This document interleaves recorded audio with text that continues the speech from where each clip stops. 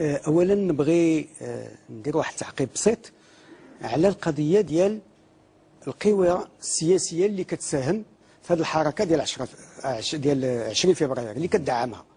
دوينا هنا على العدل والإحسان وعلى دواو هنا على اليسار العدمي. انا تنبغي نقول بان الديكتاتوريه ديال بن علي والديكتاتوريه ديال مبارك باش بقات تضمن الديكتاتوريه ديالها بالفزاعه وبوعو ديال الاسلاميين. ما عندكم الاسلاميين اجوا تخشاو تحتي، خليوني ندير الديكتاتوريه.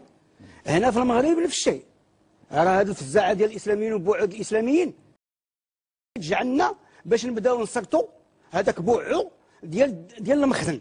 وحنا ما بقيناش قابلين، الناس الشعب المغربي ما بقاش قابل هذه القضيه هذه ديال يديروا لنا الفزاعه لا ديال العدميين ولا ديال الظلاميين، باش يبقاو قابلين باللي عطى الله، سيدادير يبقاو قابلين بالمخزن.